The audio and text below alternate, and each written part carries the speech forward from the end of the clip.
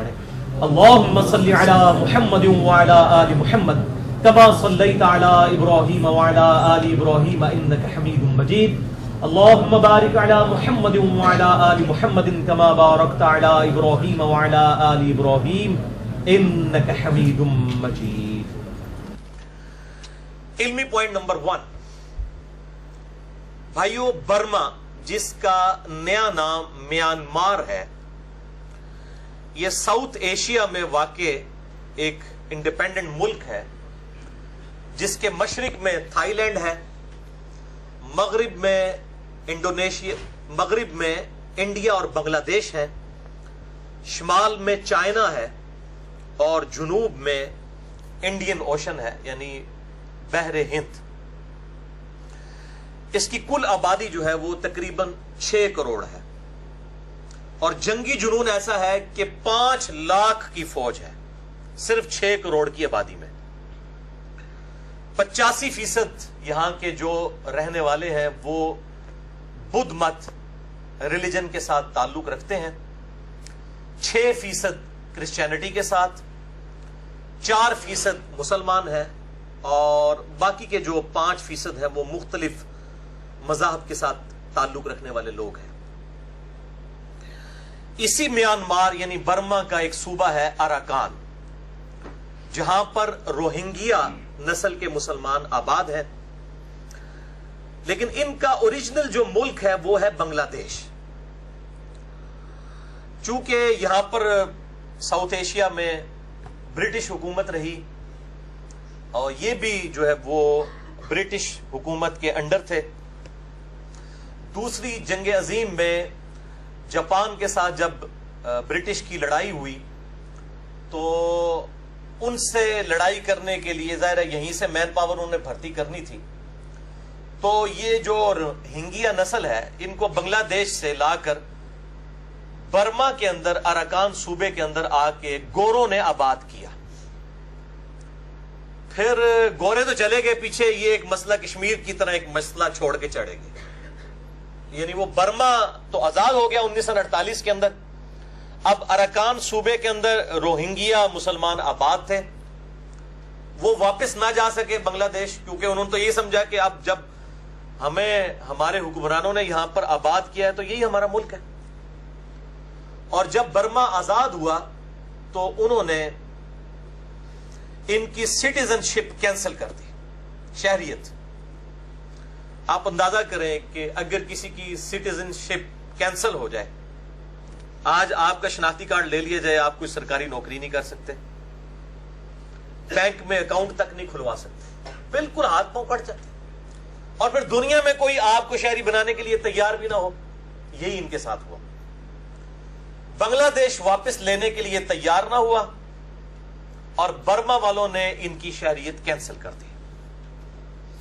और एक तरह का वो मसला कश्मीर जिस तरह बोन ऑफ कंटेंशन पाकिस्तान और इंडिया के दरमियान है, बर्मा और बांग्लादेश के दरमियान ये बोन ऑफ कंटेंशन बन गया। अराकान सूबा बर्मा ही का था, उन्हीं के पास रहा, रोहिंग्या मुसलमान उसमें आबाद रहे, लेकिन उनकी शहरियत कैंसिल कर दी और कहा कि तुम वापस बंगाली हो चुके, बांग्लादेश में जाओ। अब अगर बांग्लादेश वाले भी, उस वक्त ईस्ट पाकिस्तान था, अगर ईस्ट पाकिस्तान उस वक्त कुर्बानी करता और कुछ लोगों को ईस्ट पाकिस्तान और वेस्ट पाकिस्तान यानी मौजूदा पाकिस्तान के अंदर आबाद कर लेता तो ये सूरत हाल ना बिगड़ती।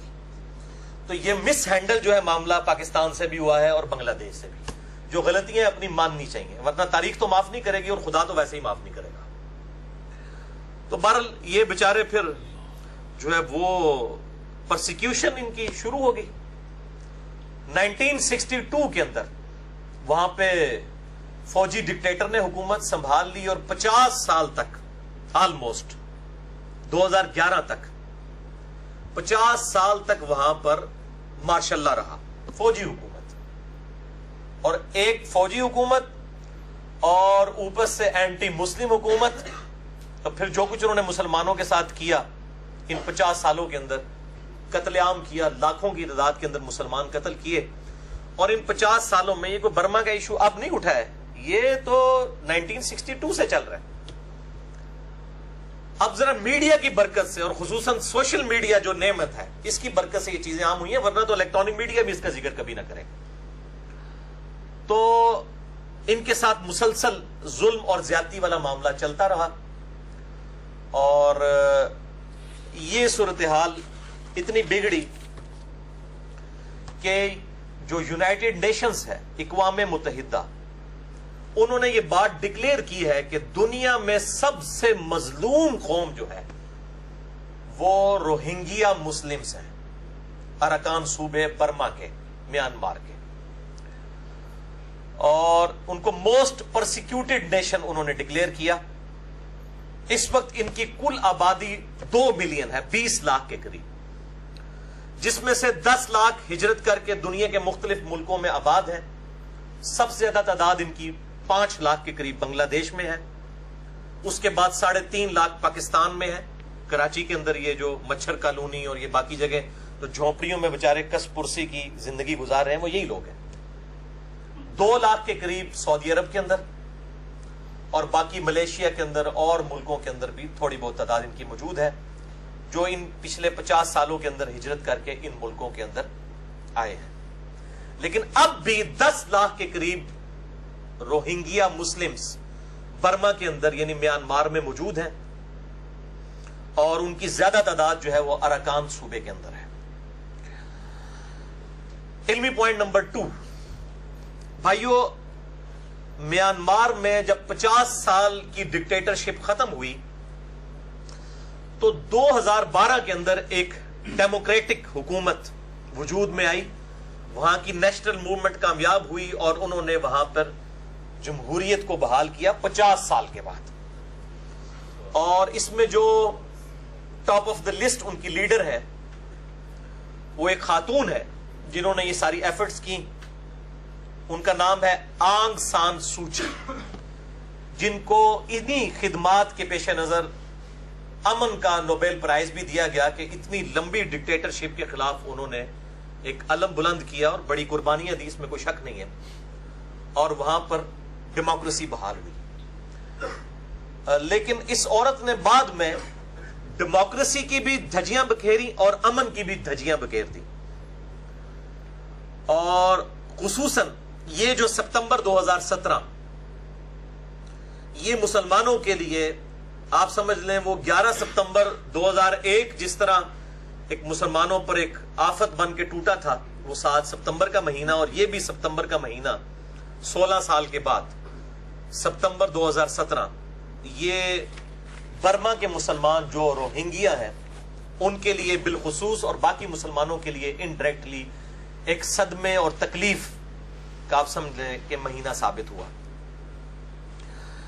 یہ بھی ایک تلخ حقیقت ہے کہ وہاں کے روہنگیا مسلمانوں نے نیشنلٹی کے حصول کے لیے، ظاہر ہے پھر وہ جماعتیں تو بنتی ہیں، آپ کو پتا ہے جہادی تنظیمیں، اور پھر جہادی تنظیمیں جب بھی بنتی ہیں ان میں پھر نوجوان لوگ بھی ہوتے ہیں، پھر وہ غلط ایکٹیویٹیز بھی ہو جاتی ہیں.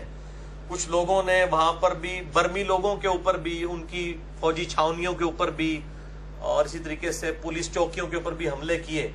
ظاہر ہے جب نہتے لوگ یہ کام کریں گے اور مقابلے پہ جب فوج اتر آئے گی تو وہ تو پھر ہزاروں گنا بڑا نقصان کرے گی، اور یہ ہوا وہاں پر.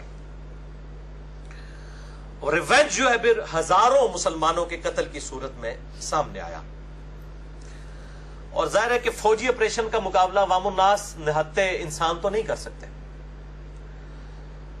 اور وہاں پر بھی برما کے اندر میانمار میں بھی ہمیشہ کی طرح مذہب کو ٹول کے طور پر استعمال کیا گیا، کیونکہ انسانیت کے لیے سب سے امپورٹنٹ جذبہ جس کے لیے انسان اپنی جان دے سکتا ہے وہ اس کا فیتھ ہے، ریلیجن ہے، مذہب ہے، اور وہی یوز ہوا یہاں پر بھی. چونکہ وہاں پر 85% بدھسٹ تھے تو انہوں نے بدھ مت کو ایز اے ریلیجن اٹھایا وہاں پر. یعنی وہ جو مذہبی دہشت گردی ہوتی ہے جو کئی جگہ پہ مسلمانوں کے ذریعے ہو رہی ہے، وہاں پر بدھسٹ کے ذریعے ہوئی. اور بدھ مت جو دنیا میں ایک امن کے ریلیجن میں سے ایک ریلیجن مانا جاتا ہے، اور جو ان کے پائنیئر تھے گوتم بدھ، وہ تو امن کے آپ سمجھ لیں ایک دائی کے طور پہ پوری دنیا میں جانے جاتے ہیں. تو ہماری یہ ڈسکشن ان فینیٹکس کے بارے میں ہے جو اس مذہب کے اندر مسلمانوں کے ساتھ یہ ظلم کر رہے ہیں. کسی مذہب کے ساتھ ہمارا کوئی اختلاف نہیں ہے. دنیا کے تمام مذاہب, چاہے وہ کرسچینٹی ہو, جوڈائزم ہو, اور بدھ مت ہو, اسلام ہو, جتنے بھی ریلیجن ہیں وہ سب کے سب امن کے ہی دائی ہیں. لیکن ظاہر ہے کہ وہ جذباتی لوگ تو ہر جگہ موجود ہوتے ہیں جو مس یوز کرتے ہیں جہاد اور قتال کے کانسیپٹ کو. اور ظاہر ہے جب یہ مس یوز ہونے کی بات ہوگی تو وہ وہاں کے مذہبی طبقے کے لیڈروں کی بات ہو رہی ہوگی, یعنی مولویوں کی. جیسے مسلمانوں میں علماء اور مولویوں کا طبقہ ہے لیڈرشپ کے اوپر ریلیجس, ہندوؤں کے اندر پنڈت ہیں, سکھوں کے اندر گرو ہیں, کرسچنز کے اندر پادری ہیں. اسی طریقے سے بدھ مذہب کے اندر جو یہ آپ سمجھ لیں ان کے جو مولوی اور پنڈت اور گرو ہیں نا, وہ بھکشو کہلاتے ہیں. اور انہی کا یہ ایک مفتی اعظم آپ سمجھ لیں برما کا, اور کہہ لیں بھکشو اعظم, ویراتھو اس کا نام ہے, اس کو مس یوز کیا گیا. اس کی ویڈیوز رکھی ہوئی ہیں, بلکہ یہ جب ویڈیو اپلوڈ ہوگی تو وہ تھم نیل کے طور پہ اسی کی منوس کی شکل میں انشاءاللہ ساتھ لگاؤں گا تاکہ کلپریٹ سامنے آئے لوگوں کے. یہ ہے وہ بندہ, اس نے جو ہے وہ بدھ مذہب کے نام کے اوپر لوگوں کو ابھارا, اور نیشنلزم کہ یہ برما تو آپ کا ملک ہے, یہاں پہ آؤٹ سائڈر کیا کر رہے ہیں. جیسے اسرائیل والوں نے کہا کہ یہ اسرائیل تو جو ہے یہودیوں کی جگہ, یہاں پہ مسلمانوں کا کیا کام ہے. بالکل سیم مینٹالٹی ہے. اور اس قسم کے معاملات مسلمان بھی کرتے ہیں. بالکل مسلمان کوئی ستھری اور دھلائی ہوئی کوئی نیشن نہیں ہے. ہم لوگ بھی ایسی حرکتیں کرتے ہیں. جہاں مسلمانوں کا داؤ چلتا ہے مسلمان بھی اس قسم کی غلط ایکٹیویٹیز کرتے ہیں. ہم تو یہاں پہ بالکل انصاف کے ساتھ بات کریں گے, خواہ کسی مسلمان کا ناحق قتل ہو, خواہ کسی انسان کا, کسی بھی مذہب سے تعلق رکھنے والا ہے, ہم اس کو کنڈیم کرتے ہیں. تو انہوں نے یہ پلی لی, چونکہ وہ ویجیٹیرین ہے, یعنی سبزی خور ہے ہندوؤں کی طرح. بدھ مت بھی ان کے نزدیک جو ہے جانوروں کا شکار کرنا منع ہے, اور مسلمان گوشت خور بھی ہیں, ظاہر ہے ویجیٹیرین بھی ہیں, گوشت خور بھی ہیں. تو وہ کہتے ہیں جی مچھلیوں کا شکار کرنا, یہ تو مچھلیوں کو قتل کرتے ہیں مسلمان, اس لیے مسلمانوں کا قتل بھی جائز ہے. یہ انہوں نے وہ مذہبی پلی لینی شروع کی. اور بالکل اسی طریقے سے جس طریقے سے انڈیا کے اندر گائے کی قربانی کے اوپر پابندی ہے اور ہندوؤں کے ہاتھوں مسلمانوں کا قتل عام ہوتا ہے کئی جگہوں کے اندر. گجرات شہر کے اندر کس قسم کے فسادات ہوئے, اور یہاں پر وہ جو ان کی آپ سمجھ لیں سیاسی لیڈر بھی ہیں اور ملک کی حکمران آنگ سان سوچی, انہوں نے بھی مذہب کو یعنی یوز کیا. اور پھر ان کی تسلی کے لیے ہمارے پڑوسی ملک انڈیا سے مودی سرکار جو پرائم منسٹر ہیں اس وقت سٹنگ گورنمنٹ کے, وہ ان کی مدد کرنے اور حوصلہ افزائی کے لیے پہنچ گئے کہ جی مسلمانوں کو قتل کرو, یعنی ہمارا اور تمہارا مشن جو ہے وہ ایک ہی ہے.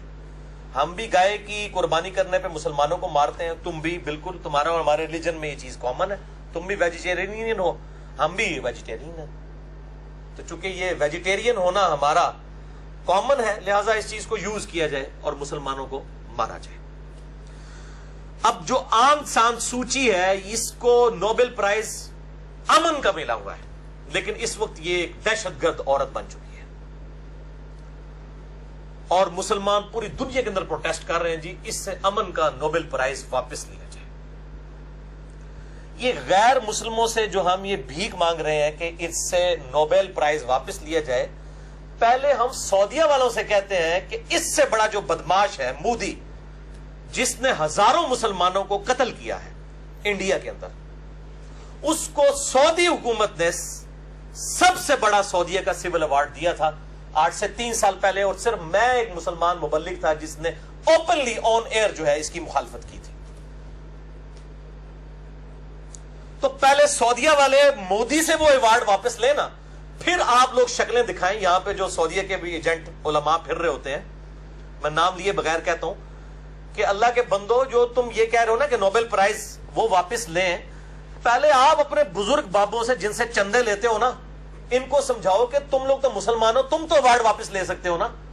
پہلے اپنی منڈی تھلے سے ڈنڈا پھیرو, بعد میں تو آپ بعد میں کسی کو کچھ کہیں گے. پہلے آپ جو کر سکتے ہیں آپ کے اختیار میں وہ تو آپ کریں نا, تو پتہ چل جائے گا آپ مسلمانوں کے لیے کتنے مخلص ہیں.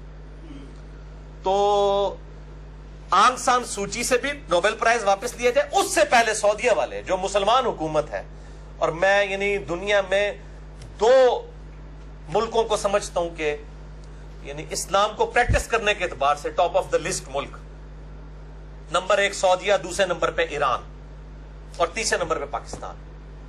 ٹاپ آف دا لسٹ ملکوں میں سے بھی ٹاپ آف دا لسٹ ہے سعودیہ. اگر وہ ایوارڈ مودی سے واپس نہیں لیتا تو پھر سعودیہ والوں کو کوئی حق نہیں پہنچتا, نہ ان کے یہاں پر نمائندوں کو, کہ وہ کہیں جی کہ وہ سوچی سے جو ہے نوبل پرائز واپس لیا جائے. علمی پوائنٹ نمبر 3, یہ اب 3 اور 4 جو ہے ہم عام مسلمان کیا کریں, یہ اس ٹاپک پہ ہے. کیونکہ سورۃ الحجرات کی آیت نمبر 10 ہے, اعوذ باللہ من الشیطان الرجیم, بسم اللہ الرحمن الرحیم, انما المؤمنون اخوہ, مومنین تو سوائے اس کے کچھ نہیں ہے کہ آپس میں بھائی بھائی ہیں. دنیا میں جہاں کہیں بھی کوئی اہل اسلام مؤمن ہے وہ آپس میں دوسرے مؤمن کا بھائی ہے. اور صحیح بخاری اور صحیح مسلم کی متفق علیہ حدیث ہے, انٹرنیشنل نمبرنگ کے مطابق صحیح بخاری میں 6011, صحیح مسلم میں 6586, اور مشکات میں بھی موجود ہے 4953. آپ صلی اللہ علیہ وآلہ وسلم نے ارشاد فرمایا, تم مؤمنوں کو آپس میں باہم رحمت اور مہربانی کرنے والے اور محبت اور تعاون کرنے والے پاؤ گے. یہ اللہ کے محبوب صلی اللہ علیہ وآلہ وسلم کا فتویٰ ہے, رحمت للعالمین کا فتویٰ ہے, امام کائنات کا فتویٰ ہے صلی اللہ علیہ وآلہ وسلم. اور پھر ساتھ ہی فرمایا, اور ان کو ایک جسم کی مانند پاؤ گے. جب جسم کے کسی عضو کو تکلیف ہوتی ہے تو پورا جسم بیداری میں گزارتا ہے اور اس تکلیف کو محسوس کرتا ہے. یعنی صرف دانت میں درد ہو رہا تو صرف یہ نہیں کہ رات کو دانت جاگ رہا ہوتا ہے, پورا جسم جاگ رہا ہوتا ہے, آنکھیں بھی نہیں سوتی.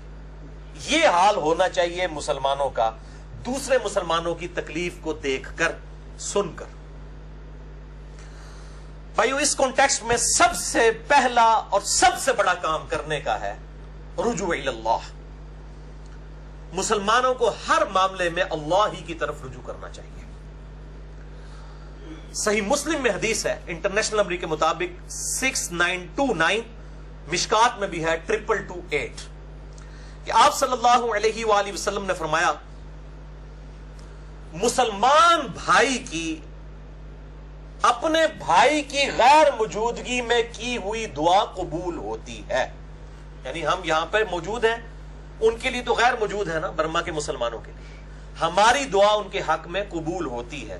اور پھر ساتھ ہی فرمایا کہ جو کوئی اپنے بھائی کے لیے غیر موجودگی میں دعا کرتا ہے, اللہ تعالیٰ ایک فرشتہ اس کے ساتھ مقرر کرتا ہے جو آمین آمین کہتا ہے, اور ساتھ ہی کہتا ہے اے اللہ اس دعا مانگنے والے کو بھی اسی کی مثل عطا فرما جو یہ اس شخص کے لیے مانگ رہا ہے. سبحان اللہ, اللہ اکبر کبیرہ, والحمد للہ کثیرہ, وسبحان اللہ بکرۃ واصیلا. تو دعا مانگے, یہ سب سے زیادہ ضروری چیز ہے. اسی کانٹیکسٹ میں قنوت نازلہ بھی پڑھی جائے, جو صحیح بخاری اور مسلم میں درجنوں احادیث ہیں کہ آپ صلی اللہ علیہ وآلہ وسلم کفار کے ظلم و ستم کے خلاف کئی دن تک آپ نے ہر فرض نماز کی آخری رکعت میں رکوع کے بعد ہاتھ اٹھا کر دعائے ضرر فرمائی ہے, قنوت نازلہ پڑھی ہے. ایک قنوت وتر ہے جو عشاء کی نماز میں ہوتا ہے, وہ رکوع سے پہلے ہوتا ہے ہاتھ باندھ کر, یہ قنوت نازلہ ہے. تو ہماری یہاں پہ کئی جہادی تنظیمیں عرصہ دراز سے ماشاءاللہ فل پریکٹس میں ہے قنوت نازلہ پڑھنے کی, تو انہی کو چاہیے کہ آپ میدان عمل میں اتریں اور ان لوگوں کے خلاف بھی قنوت نازلہ پڑھیں جو برما کی, میانمار کی فوج مسلمانوں کے ساتھ کر رہی ہے. دعائیں اور اذکار ان کا بھی اہتمام کیا جائے. اور سب سے بہترین وظیفہ جو صحیح بخاری میں حدیث ہے انٹرنیشنل نمبر کے مطابق 4563 کہ جب ابراہیم علیہ السلام کو آگ میں پھینکا جانے لگا تو انہوں نے پڑھا تھا حسبنا اللہ ونعم الوکیل, ہم نے اللہ ہی پر بھروسہ کیا اور وہی بہتر کارساز ہے.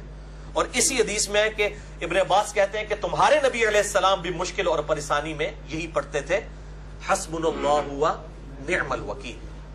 اسی طریقے سے دوسرا وظیفہ المستدرک للحاکم میں ہے, انٹرنیشنل نمبر کے مطابق 1862 نمبر حدیث ہے.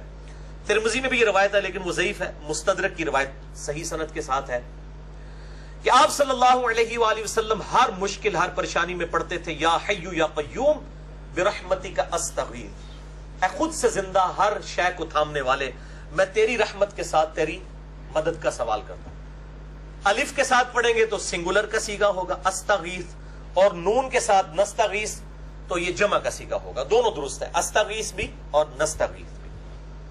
اور تیسرا وظیفہ جامعہ ترمذی میں انٹرنیشنل نمبر کے مطابق 3505 ہے کہ نبی علیہ السلام فرماتے ہیں کہ جو شخص بھی یونس علیہ السلام کی دعا کے ساتھ اللہ کی طرف متوجہ ہوا, اللہ اسے کبھی محروم نہیں لوٹاتا. لا الہ الا انت سبحانک انی کنت من الظالمین, اے اللہ کوئی معبود نہیں سوائے تیرے, تو تو پاک ہے, تو تو غلطی کر ہی نہیں سکتا.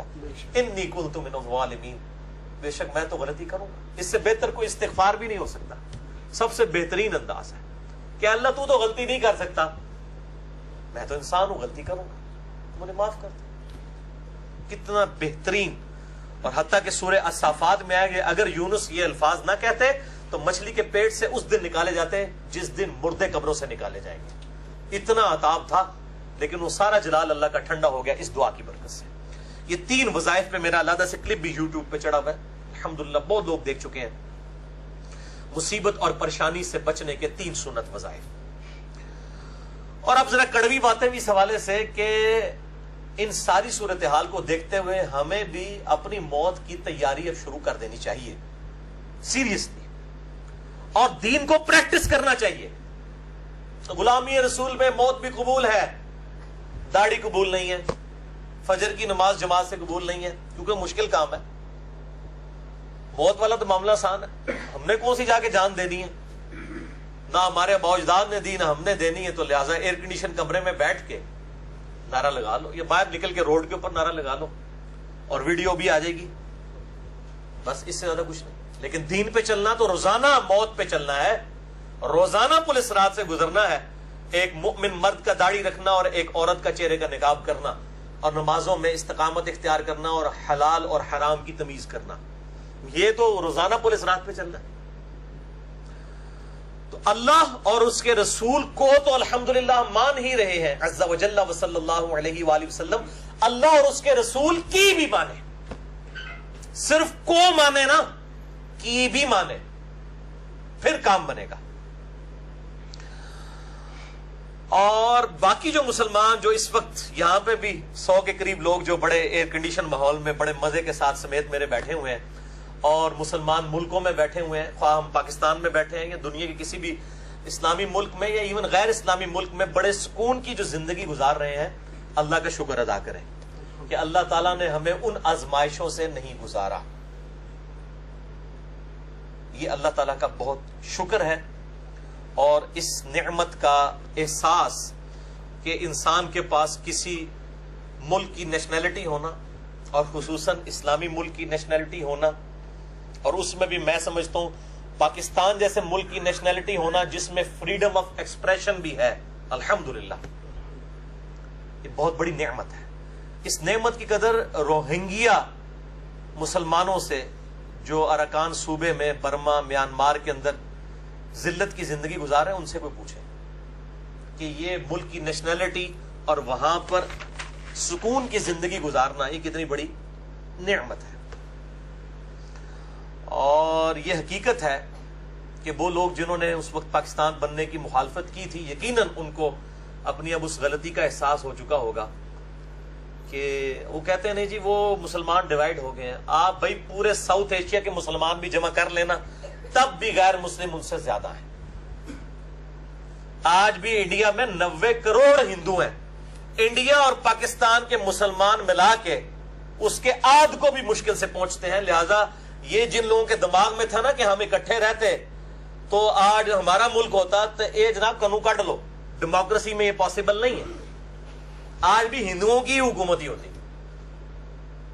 آج بھی سب کانٹیننٹ میں 20% مسلمان ہیں، 80% جو ہے وہ غیر مسلم. تو یہ آج یہ ملک اتنی بڑی نعمت ہے ہمارے لیے. الحمدللہ علی کل حال. اب آخری 2 علمی پوائنٹس جو ہیں وہ ان میں سے جو پہلا پوائنٹ ہے وہ پریکٹیکلی ہم عوام الناس کیا کریں، اور جو آخری 5 نمبر پوائنٹ ہے وہ حکومتوں سے ریلیٹڈ انشاءاللہ میں اس کو ڈیٹیل سے ڈسکس کروں گا.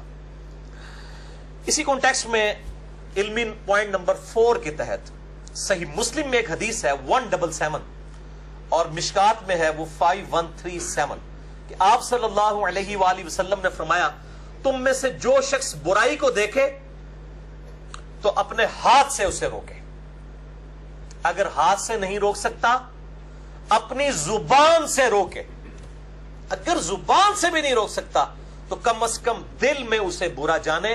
لیکن ساتھ ہی فتویٰ آیا امام کائنات صلی اللہ علیہ وآلہ وسلم کا ذالک اضعف الایمان، لیکن یہ دل میں برا جاننا سب سے کمزور ترین درجہ ہے ایمان کا.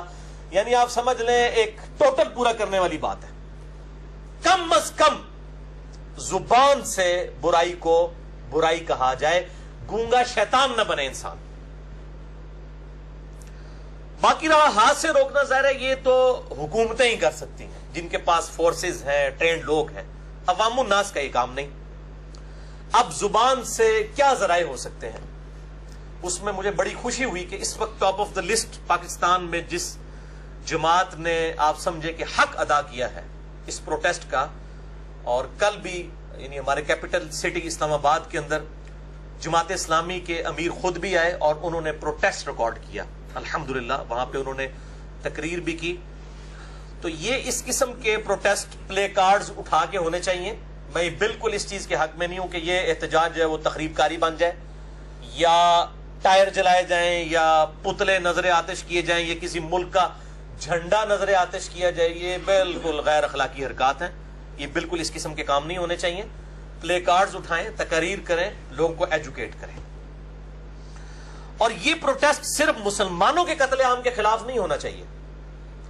جہاں کہیں بھی کوئی انسان کسی بھی مذہب سے تعلق رکھنے والا اس کے ساتھ ظلم ہو رہا ہے، مسلمانوں کو اس کے حق کے لیے کھڑا ہونا چاہیے. ہمارے پڑوسی ملک کے اندر کتنے سکھوں کو قتل کیا گیا، کتنے کرسچنز کو انڈیا کے اندر قتل کیا گیا. ان مواقع کے اوپر بھی مسلمانوں کو ضرور بولنا چاہیے. اگر ہم اپنے آپ کو امن کا دائی اور ریلیجن آف پیس سمجھتے ہیں تو واقعی پھر ہمیں امن کے لیے بولنا چاہیے، کیونکہ یہ اسلام جو ہے یہ پوری انسانیت کے لیے. وَمَا أَرْسَلْنَاكَ إِلَّا كَافَّةً لِلنَّاسِ بَشِيرًا وَنَذِيرًا. اور اے محبوب صلی اللہ علیہ وآلہ وسلم ہم نے آپ کو نہیں بھیجا مگر ڈر سنانے والا پوری انسانیت کے لیے. وَمَا أَرْسَلْنَاكَ إِلَّا رَحْمَةً لِلْعَالَمِينَ. اور ہم نے آپ کو نہیں بھیجا مگر سارے جہان والوں کے لیے رحمت بنا کر صلی اللہ علیہ وآلہ وسلم. اور آپ دیکھ لیں میں الحمدللہ اس معاملے میں مجھ سے مزاج ہوں. یہ پچھلے دنوں جو واقعہ ہوا بارسلونا اسپین میں نہتے انسانوں ٹورسٹ کے اوپر جب وین دوڑائی گئی تو میری الحمدللہ ویڈیو لاکھوں لوگوں تک پہنچی. میں نے سب سے پہلے کنڈیم کیا کہ دہشت گردی خواہ مسلمانوں کی طرف سے ہو یا غیر مسلموں کی طرف سے، غلط کام بالکل غلط ہے. بلکہ میں نے یہ ارادہ کیا کہ آج کی گفتگو اور وہ والا جو میرا 21 منٹ کا کلپ ہے اس کو فرحان بھائی 183 مسئلہ بنا کے نا انشاءاللہ الگ سے اپلوڈ کریں گے تاکہ یہ دونوں گفتگو ایک جگہ پہ کمبائنڈ ہو جائیں انشاءاللہ تعالی. بہرحال یہ جو آج کی گفتگو ہے اس کو ہم علیحدہ ہی رکھیں گے. 183 مسئلہ جو ہے وہ ہمارے کمپلیٹ لیکچرز والا جو یوٹیوب کا چینل ہے میرے نام پہ انجینئر محمد علی مرزا اس پہ اپلوڈ ہوگا. لیکن جو شارٹ کلپ والا چینل ہے اس پہ ہم صرف آج کی گفتگو جو روہنگیا مسلمانوں سے ریلیٹڈ ہے اس کو اپلوڈ کریں گے. اسی طریقے سے جتنی این جی اوز ہیں نان گورنمنٹ آرگنائزیشنز جو فنڈز اکٹھا کر رہی ہیں ان کا تعاون کریں ان کے ساتھ. اور اس میں جو رجسٹرڈ لوگ ہیں جیسے جماعت اسلامی والوں کی الخدمت فاؤنڈیشن ہے، اسی طریقے سے عیدی ویلفیئر والے ہیں، ان کو ضرور فائنینشلی سپورٹ کیا جائے. اور حکومت بھی جو فنڈ ریزنگ کرتی ہے اس میں حکومت کا بھی ساتھ دیا جائے. لیکن یہ جو آج کل کچھ پرائیویٹ تنظیمیں جو ہے وہ مجاہدین بھرتی کر رہی ہیں جہاد کو پرائیویٹائز کرنے کے لیے، ان کے اوپر کڑی نظر رکھی جائے اور ان کی بالکل کوئی مدد نہ کی جائے. اور مجھے تو بڑی اب خوشی ہوئی ہے, ہمارے جیسے لوگ تو سال ہر سال سے یہ چیخ رہے تھے کہ جہاد پرائیویٹائز نہیں ہونا چاہیے. ایک گورنمنٹ کے اندر گورنمنٹ کی اجازت سے صرف گورنمنٹ کے انڈر جو فوج ہے اس کا کام ہے کہ وہ جہاد اور قتال کا معاملہ کرے. جہاد پرائیویٹائز ہونا ہی نہیں چاہیے. اور الحمدللہ آج اب تو ہماری وزارت داخلہ اور وزارت خارجہ کی طرف سے بھی بالکل اسٹیٹ کی پالیسی آ چکی ہے کہ یعنی جو جہاد ہے یہ پرائیویٹائز نہیں کیا جائے گا, اور نان اسٹیٹ ایکٹرز جتنے ہیں ان کو ڈسکریج کیا جائے گا.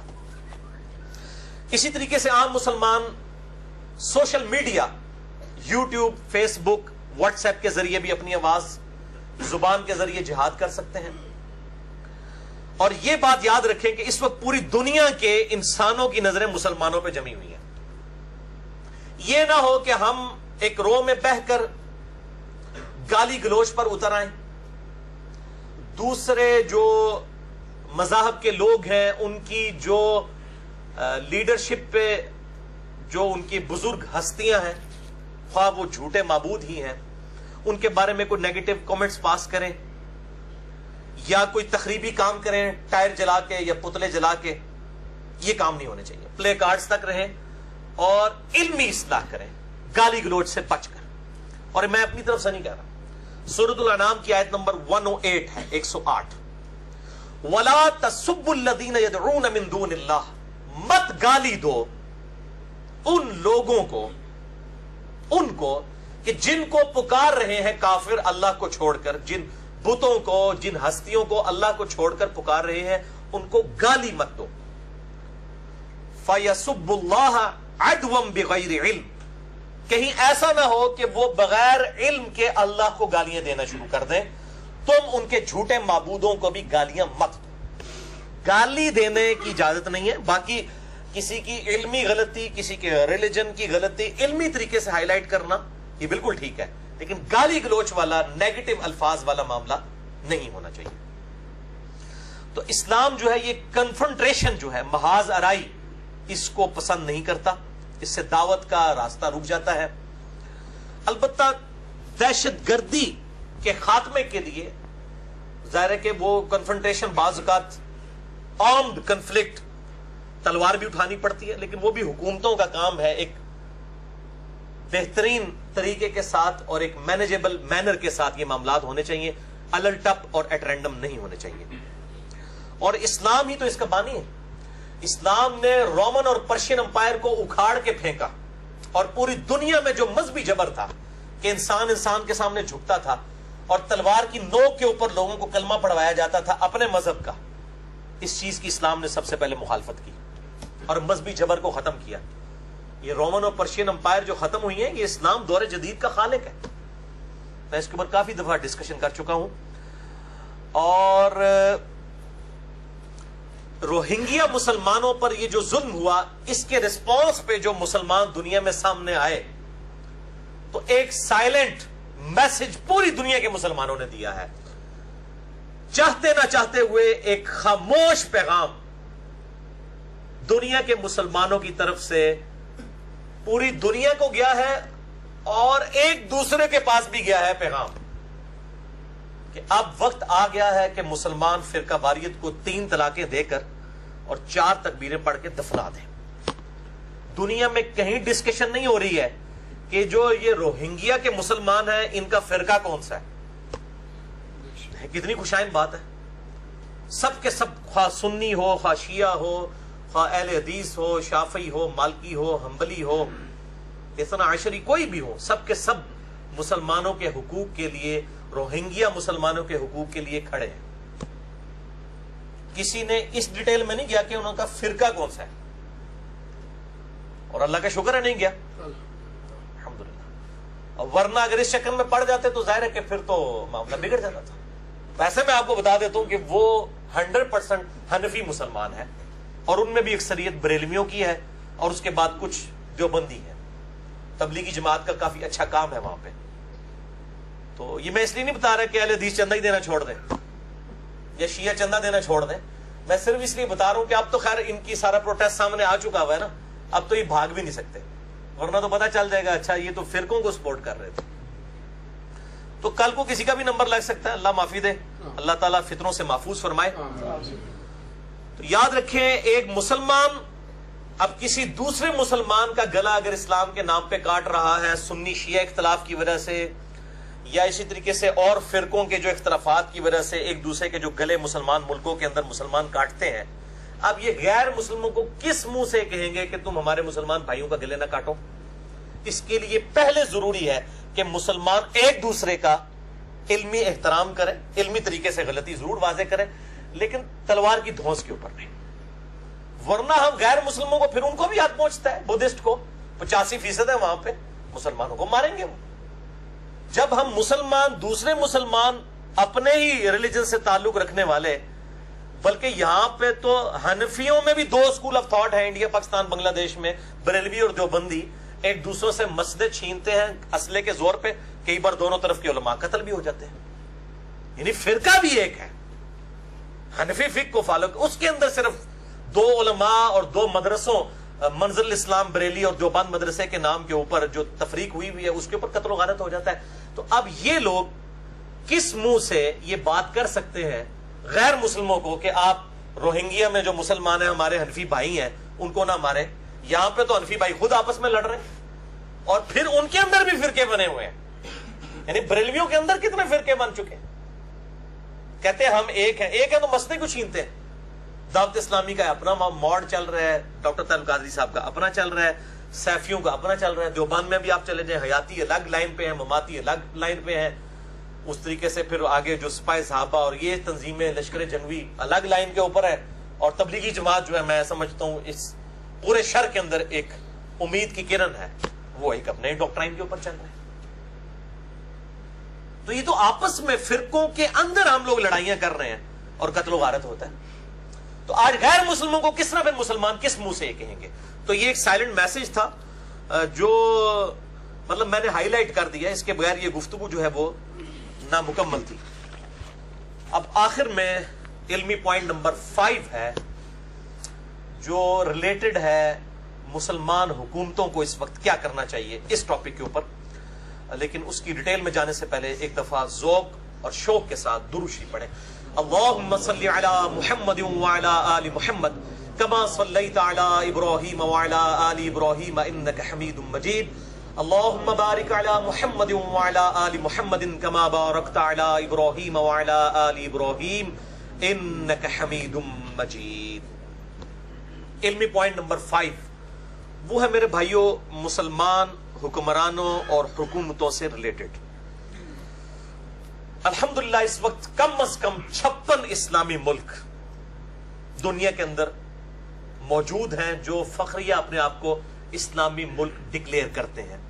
دنیا میں کسی بھی مذہب کے اتنے ریلیجن کے ملک نہیں ہیں جن کا آفیشل ریلیجن اسلام ہے جس طریقے سے, اس طریقے سے کرسچینٹی کے اتنے ملک نہیں ہیں, بدھسٹ کے نہیں ہیں, یہودیوں کے نہیں. یہودیوں کا تو ایک ہی اسرائیل ہے, ہندوؤں کا بھی دیکھا جائے تو ایک انڈیا ہی ہے.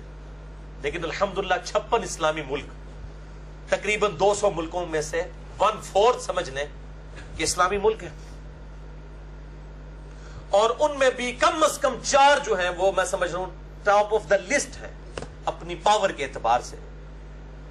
بلکہ ایک 5واں ملک بھی ہوتا مصر, جہاں پہ اخوان المسلمون کی حکومت آئی لیکن غیر مسلموں کی سازشوں کی وجہ سے وہ ختم ہوئی, اور خود مسلمان بھی اس سازش میں شامل ہوئے جس میں سعودیہ کی بھی بہت بڑی ایک خیانت ہے حکومت ختم کرنے میں, صدر مرسی کی حکومت. ورنہ وہ آج طیب اردگان سے بھی بڑھ کے وہ مجاہد آدمی اس وقت قید میں ہے.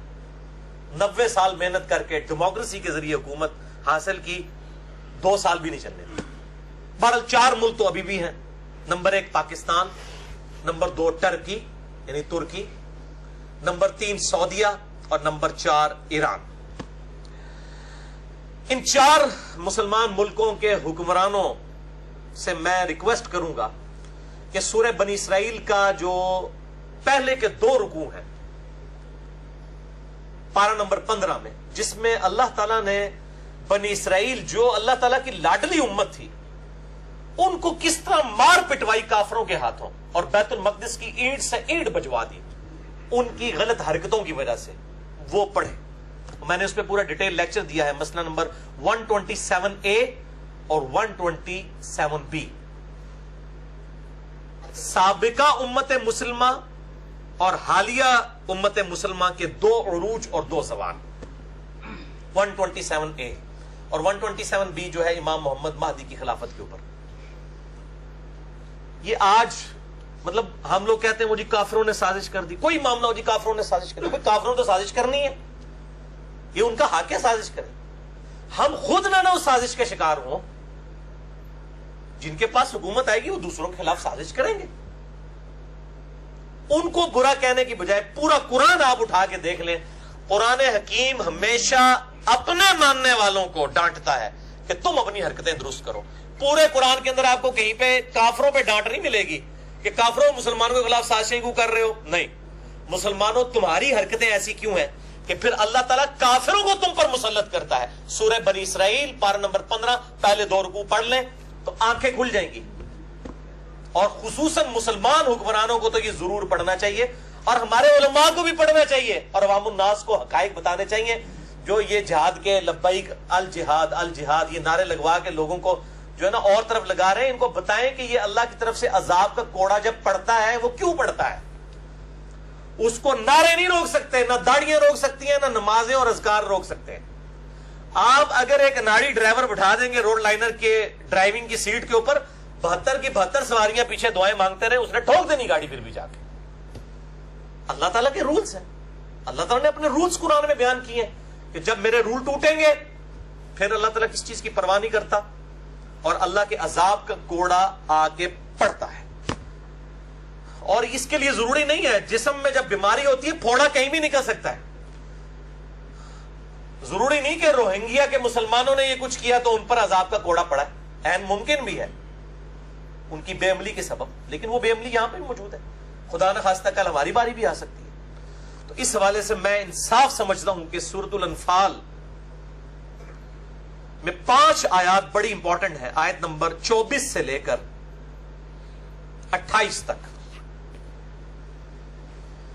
یہ جو 5 آیات ہیں میرے بھائیوں، یہ اللہ تعالیٰ نے اپنا ایک سمجھ لیں یونیورسل ٹروتھ بتا دیا ہے کہ اللہ تعالیٰ کس طریقے سے ایکٹ کرتا ہے. اللہ کے عذاب کا کوڑا جب پڑتا ہے تو اللہ تعالیٰ کوئی لحاظ نہیں کرتا، اور اس کی وجوہات کیا ہوتی ہیں. یہ آیت کریمہ 1.25 لاکھ دفعہ پڑھنے سے کبھی بھی عذاب کا کوڑا نہیں ٹلے گا. وہ تقی عثمانی صاحب بھی وہ فلاں کو خواب میں بزرگوں کو نے دیکھا، ان کے کسی جاننے والے بزرگ نے دیکھا کہ نبی علیہ السلام نے فرمایا 70,000 دفعہ سورہ شمس پڑھو عذاب ٹل جائے گا. بھئی آپ 70 کروڑ دفعہ بھی پڑھیں، جب تک قرآن کے اندر جو بیان کردہ رولز ہیں ان کو آپ فالو نہیں کر رہے، کوئی وظیفہ عذاب نہیں ٹال سکتا.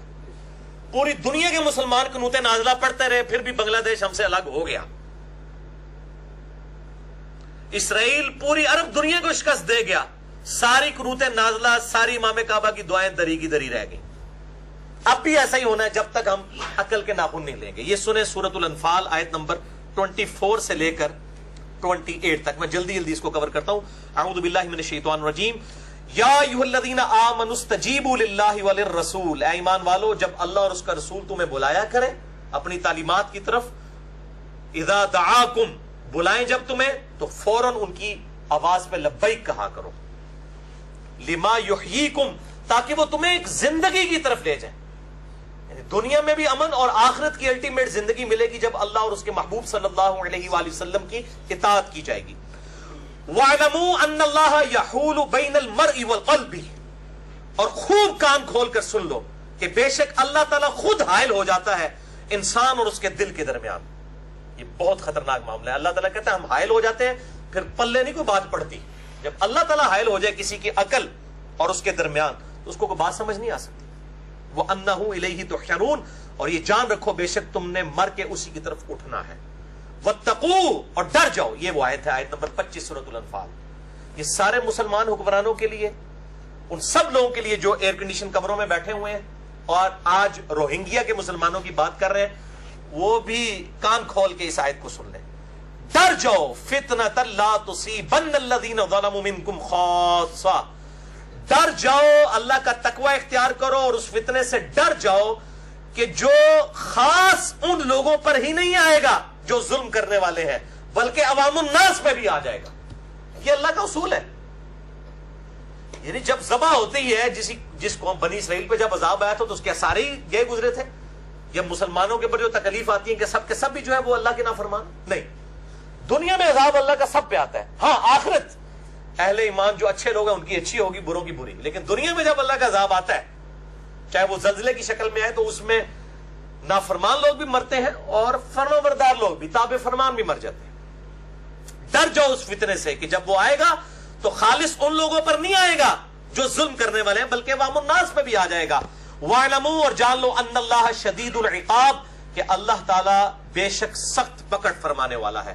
وَاذْكُرُوا, اور یاد کرو. یہ خصوصاً میں کہتا ہوں پاکستان کے مسلمانوں کے لیے, جن کو اللہ تعالیٰ نے سب سے بڑی دنیا کی اسلامک سٹیٹ دی. وَاذْكُرُوا, یاد کرو, اذ انتم قلیل, جب تم بہت تھوڑے تھے. پارٹیشن سے پہلے تھوڑے تھے, ہندو زیادہ تھے. مستضعفون فی الارض, زمین میں بڑے کمزور تھے. تخافون ان یتخطفکم الناس, ہر وقت ڈرتے رہتے تھے کہ لوگ تمہیں اچک کر نہ لے جائیں. ہندوؤں کی اکثریت ہے, ہم تھوڑے ہیں, ہم مارے نہ جائیں. فآواکم, تو ہم نے تمہاری طرف توجہ فرمائی. وأیدکم بنصرہ, اور اپنی طرف سے تمہاری مدد کی. ورزقکم من الطیبات, اور ہم نے تمہیں اپنی طرف سے پاکیزہ رزق یہ ملک پاکستان عطا فرمایا. لعلکم تشکرون, تاکہ تم شکر کرو.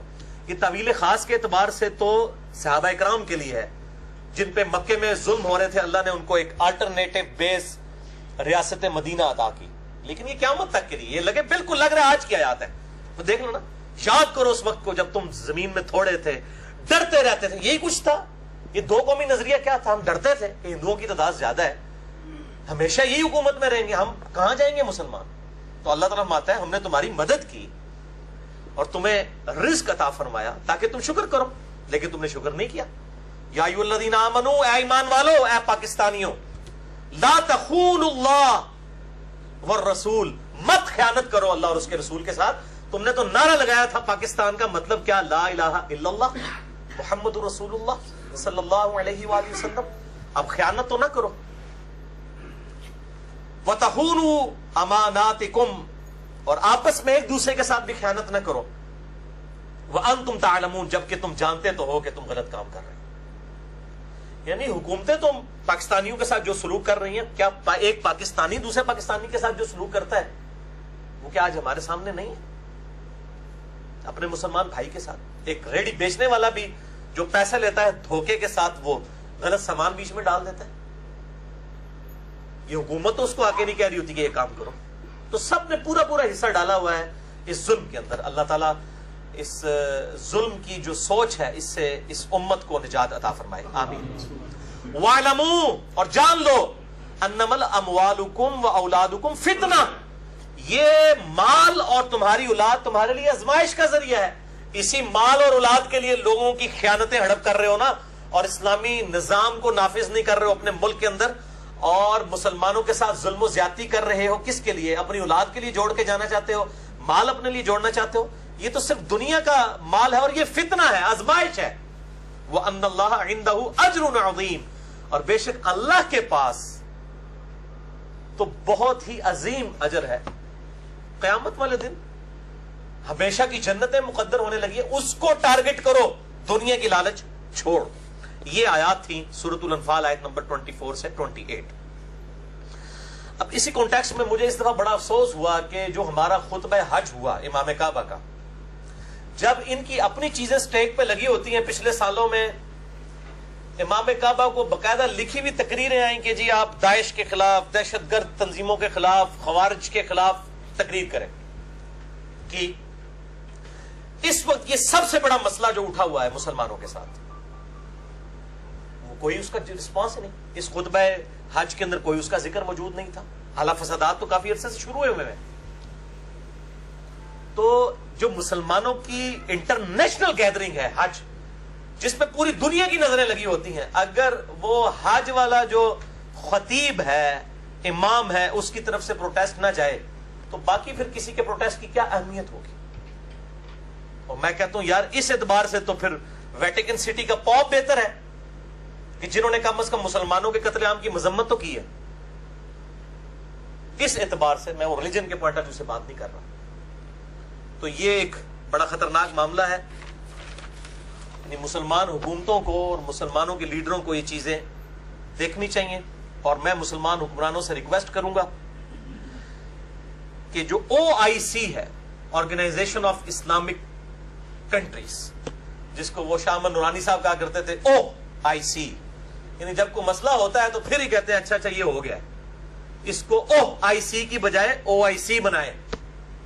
اور مجھے آج پتہ چلا ہے کہ غالباً کل 10 سپتمبر 2017 کو انشاءاللہ تعالی اس کا اجلاس ہونے جا رہا ہے. اللہ تعالیٰ اس میں سے خیر والا معاملہ فرمائے, اور OIC کے ذریعے UN جو یونائٹڈ نیشن ہے اس کے اوپر دباؤ ڈالا جائے. اور میں پھر یہ بات کروں گا کہ OIC میں صرف مسلمانوں کے قتل عام کی مذمت نہیں ہونی چاہیے, بلکہ دنیا میں جہاں کہیں بھی کوئی بھی انسان قتل ہو رہا ہے اس کی مذمت ہو, خواہ وہ مسلمان ہے یا غیر مسلم ہے, خواہ وہ برما میں روہنگیا ہیں, خواہ وہ کشمیر میں رہنے والے لوگ ہیں, خواہ وہ افغانستان میں ہیں, عراق میں ہیں, شام میں ہیں, فلسطین میں ہے, لیبیا میں ہے, مصر میں, جہاں کہیں بھی. اب یہ المیہ ہے کہ اکثر جگہ پہ مسلمان ہی ہیں, اور مسلمان حکمرانوں کی ذمہ داری ہے کہ سورۃ المائدہ کی آیت نمبر 32 جو ہے یہ ہر فورن کے اوپر بیان کریں اور دنیا کو بتائیں کہ اسلام ریلیجن آف پیس, امن کا دائی ہے. اعوذ باللہ من الشیطان الرجیم, بسم اللہ الرحمن الرحیم. بنی اسرائیل کے کانٹیکسٹ میں اللہ تعالیٰ یہ بات ارشاد فرما رہا ہے کہ ہم نے یہ چیز ان کے لیے بھی طے کی اور اس امت کے لیے بھی. انہو من قتل نفسا بغیر نفس, کہ جو کوئی بھی قتل کرے کسی جان کو سوائے اس کے کہ وہ جان کے بدلے جان ہو, یعنی قتل کے بدلے قتل حکومت کا کام ہے کہ مقتول کے ورثاء کو انصاف دلائے اور قاتل کو قتل کرے. او فساد فی الارض, یا فساد فی الارض کرنے والے جو لوگ ہیں ان کو قتل کرنا. یہ دو استثناء, دو ایکسیپشنز کو چھوڑ کے, یعنی قتل کے بدلے قتل, اور وہ بھی حکومت کا کام ہے. عام آدمی نہیں یہ قانون ہاتھ میں لے سکتا. میرے باپ کا قاتل بھی سامنے آ جائے بدلہ نہیں میں لے سکتا, ورنہ تو انارکی پھیل جائے گی, قیامت والے دن بدلہ ملے گا. دنیا میں کسی کو اجازت نہیں ہے, ورنہ تو ہر شخص قانون کو ہاتھ میں لے گا. تو اللہ تعالیٰ ہمارا قتل کے بدلے قتل یعنی حکومت کے ذریعے, یا فساد فی الارض کرنے والے جو خوارج ہیں یا عادی مجرم ڈاکو ہیں, ان دونوں کے علاوہ اگر کسی نے کسی جان کو قتل کیا فَكَأَنَّمَا قَتَلَ النَّاسَ جَمِيعًا, تو گویا اس نے پوری انسانیت کو قتل کر دیا. ایک انسان, مسلمان نہیں, ایک انسان کا قتل ناحق پوری انسانیت کا قتل. وَمَنْ أَحْيَاهَا فَكَأَنَّمَا أَحْيَا النَّاسَ جَمِيعًا, اور جس نے کسی ایک جان کو بچایا, خواہ وہ مسلمان تھا, خواہ وہ کافر تھا, کسی بھی مذہب سے تعلق رکھنے والا تھا, ہندو تھا, بدھسٹ تھا, کرسچن تھا, جوڈائزم سے تعلق رکھنے والا تھا, یا مسلمان تھا. مسلمانوں کو بھی اب سمجھانا پڑے گا کہ بھی خواہ وہ سنی تھا, خواہ وہ شیعہ تھا, خواہ وہ حنفی تھا, شافعی تھا, مالکی تھا, خواہ اہل حدیث تھا, جس نے بھی کسی انسان کو قتل کیا اس نے گویا پوری انسانیت کو قتل کیا. اور ایک انسان کی جان بچانا پوری انسانیت کی جان بچانے کے مترادف ہے. ایک انسان کا قتل اگر پوری انسانیت کا قتل ہے تو آپ سمجھ لیں پوری انسانیت مسلمان بھی آتے ہیں. یعنی جس نے ایک کافر کو بھی ناحق قتل کیا گویا اس نے پوری دنیا کے مسلمانوں کو بھی قتل کر دیا. اور اس کا عذاب کیا ہے؟ قرآن حکیم میں ہمیشہ کی دوزخ. مسئلہ نمبر 86 میرا ریکارڈڈ موجود ہے, اور مسئلہ نمبر 28 قتل ناحق کی سزا کیا ہے, خودکش حملوں کی شرعی حیثیت کیا ہے, اس کے اوپر میں نے ڈیٹیل سے ڈسکشن کی ہے. تو خدا کے لیے اب ہم سنی شیعہ اختلاف کو اور آپس کے باقی حنفی شافعی اہل حدیث اختلاف کو بھی بھولائیں. اور الحمدللہ یہ روہنگیا مسلمانوں کا جو معاملہ ہے اس میں سے جو ایک پازیٹیو ایسپیکٹ نکلا ہے کہ آج لوگ یہ نہیں پوچھ رہے کہ یار وہ تو بریلوی دیوبندی ہیں, ہم کیوں ان کے لیے کھڑے ہوں. سب مسلمان جو ہیں ان کے لیے کھڑے ہیں. ایران سے بھی آواز اٹھ رہی ہے, ٹرکی سے بھی اٹھ رہی ہے, پاکستان سے بھی اٹھ رہی ہے, ملیشیا سے بھی اٹھ رہی ہے, انڈونیشیا سے بھی, ایون غیر مسلم ملکوں سے بھی اٹھ رہی ہے. لیکن یہاں پہ اب ایک تلخ حقیقت ہے. کچھ عرصہ پہلے آپ کو پتا ہے کہ سعودی حکومت نے 39 کنٹریز کا 39 ملکوں کا ایک اتحاد بنایا تھا جی، دہشت گردی کے خلاف یہ اتحاد ہے. تو آج سب سے بڑی دہشت گردی تو برما میں ہو رہی ہے، جس در مر رہے بھی مسلمان ہیں، سنی مسلمان ہیں. چلے سعودیہ والوں کو تھوڑی تکلیف ہو جاتی ہے شیعہ مسلمانوں سے، مرنے والے سنی مسلمان ہیں، مارنے والے بدھسٹ ہیں. اب وہ 39 ملکوں کا اتحاد کدھر گیا؟ کھو کھاتے پہ گیا. 39 ملک مل کے ایک ملک کا مقابلہ نہیں کر سکتے. اس کا مطلب ہے وہ ایجنڈا ہی کچھ اور تھا جو ہم کہہ رہے تھے. وہ ایجنڈا ان کا ذاتی ایجنڈا ہے. کوئی اسلام کی خدمت اگر ایجنڈا ہوتا تو 39 ملک جو آپ نے اکٹھے کیے ہوئے ہیں وہ اس دن کے لیے اکٹھے کیے تھے کہ آج ایک چھوٹا سا ملک برما جو ہے اس کا مقابلہ نہیں وہ کر سک رہے. خدا کے لیے اب لوگوں نے گھاس کھانا چھوڑ دیا. لوگوں کو عقل ہے، لوگوں کو پتا ہے کہ اس وقت دنیا میں کیا ہو رہا ہے. OIC اور UN کے حوالے سے میانمار حکومت پہ پریشر ڈالا جائے اور ساتھ ہی ساتھ ہمارے مسلمان حکمران اپنے ملکوں میں بھی اسلامی نفاذ کریں. یہ نہیں ہے کہ ادھر آپ اسلام کا درد ہے اور اپنے ملکوں کے اندر بے حیائی عروج کے اوپر ہے، ناانصافی عروج کے اوپر ہے. یہ معاملات نہیں ہونے چاہیے. لیکن پرٹیکولرلی میں روہنگیا کے مسلمانوں کی یہ جو پرسیکیوشن ہے اس کے حوالے سے آخر میں 5 کام جو اسلامی حکومتوں کو کرنے چاہیے، حکمرانوں کو، وہ میں آپ کو جلدی جلدی 10 منٹ میں کور کر دیتا ہوں، پھر ہماری یہ گفتگو کنکلوڈ ہو جائے گی. پہلا کام، جو آلریڈی روہنگیا مسلمان ملکوں میں آباد ہیں، پاکستان میں بھی 3.5 لاکھ ہیں، بنگلہ دیش میں 5 لاکھ ہیں، سب سے زیادہ بنگلہ دیش میں، سعودیہ میں 2 لاکھ کے قریب ہیں، اسی طریقے سے ملیشیا میں، باقی مسلمان ملکوں میں ہیں. کم از کم ان کو تو اپنے ملکوں کی شہریت دینا. 50 سال ہو گئے ان کو، لیکن ہمارے ملک کی شہریت نہیں ہے پاکستان کی روہنگیا مسلمانوں کے پاس. میں ابھی کل ہی جو ان کے پاکستان میں مسلم برمی آرگنائزیشن کے سربراہ ہیں نور حسین ارکانی، وہ ارکان صوبہ ہے نا برما کا جہاں سے مسلمان یہ روہنگیا آئے ہیں، تو مجھے سن کے یقین کریں مجھے اتنا دکھ ہوا. وہ کہنے لگے جی کہ نادرا والے ہمارے کارڈ ہی نہیں بنا رہے، ہمیں تو اس ملک کا شہری نہیں مانتے.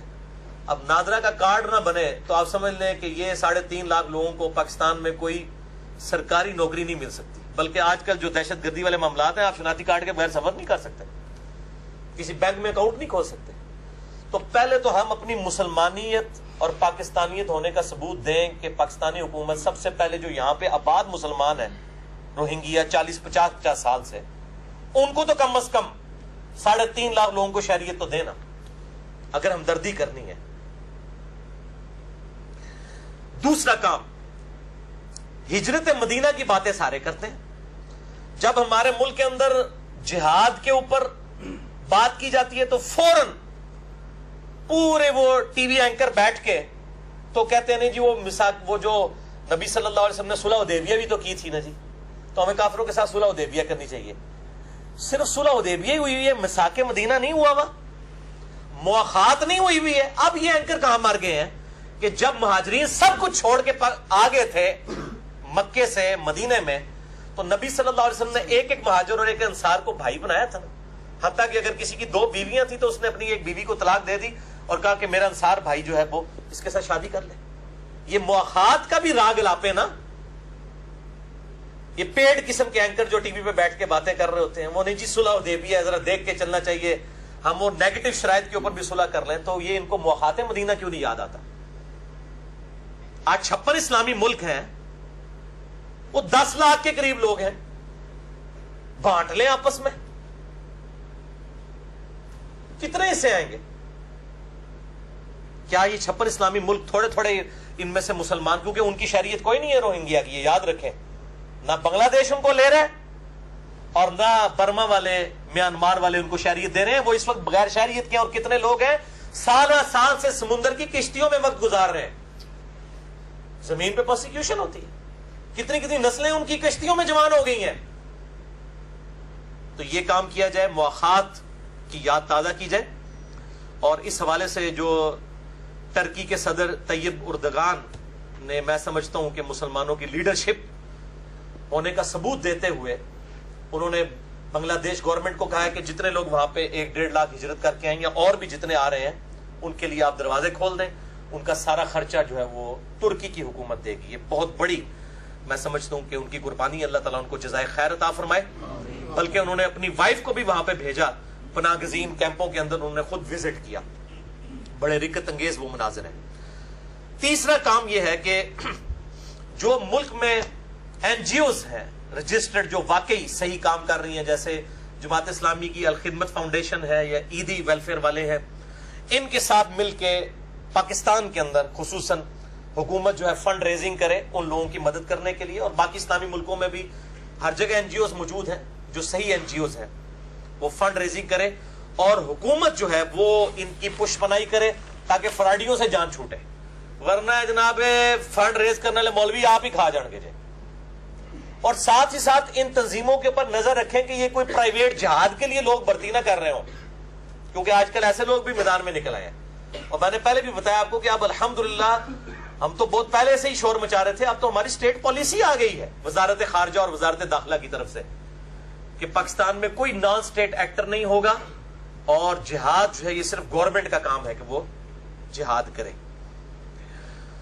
چوتھا کام, تمام اسلامی ملک اپنے ملکوں میں سے میانمار یعنی برما کے سفارت خانے ختم کریں, سفیروں کو چھٹی کروا کے گھر بھیجیں.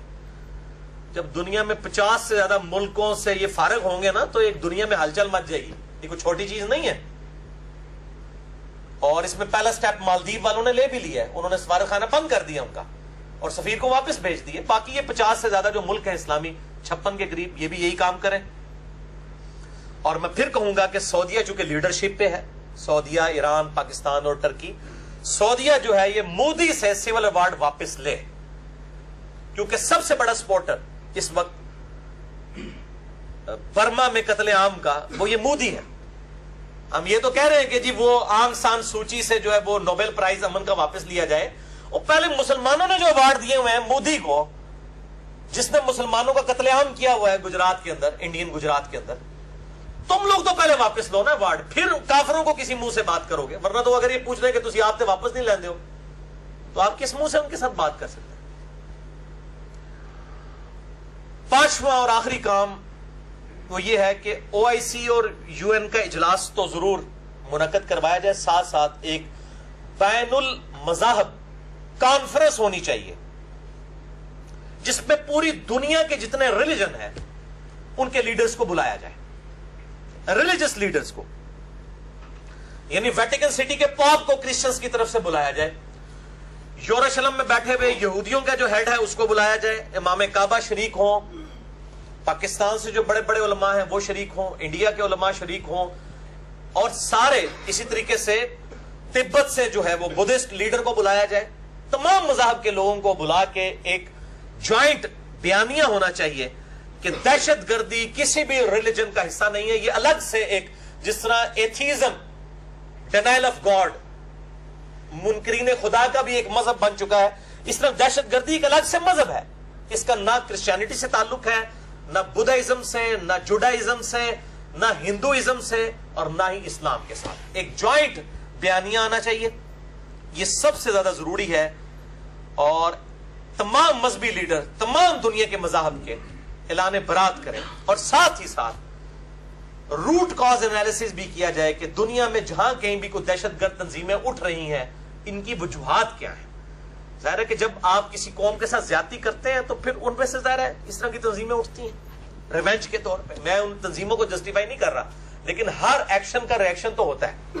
ان کازز کو بھی ختم کرنا چاہیے کہ دنیا میں مسلمانوں کی بالخصوص اور باقی لوگوں کی بالعموم پرسیکیوشن نہ ہو.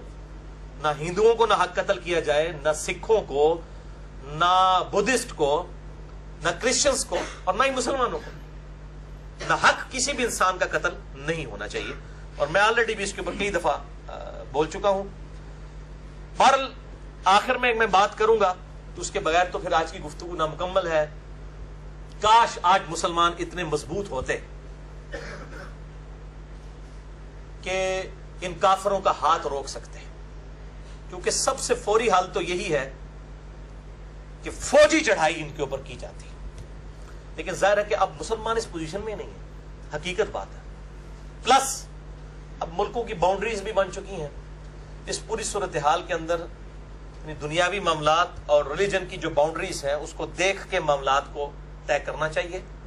بہرحال اگر پوری دنیا کے مسلمان ملک مل کے کوئی ایک جوائنٹ اس قسم کا کوئی ایڈونچر کرتے ہیں مسلمان حکمران, اور وہ مل کے ہو کنسنسس کے ساتھ, تو بالکل مسلمان امت کو سپورٹ کرنا چاہیے اس معاملے میں. کوئی پیچھے ہٹنے والی بات نہیں, کیونکہ دہشت گردی کا خاتمہ امن کے لیے, اس کے لیے آرم کنفلکٹ بھی ضروری ہے. لیکن یہ جو پرائیویٹ جہاد کے لیے بھرتیاں ہو رہی ہیں نا, یہ تو بندے وہاں جا کے مریں گے, ان کو پتہ ہی نہیں, یہ ہو سکتا ہے اپنوں کو ہی مار کے آ جائے, کیونکہ ظاہر ایک پورا ایک پریسائز کام ہے.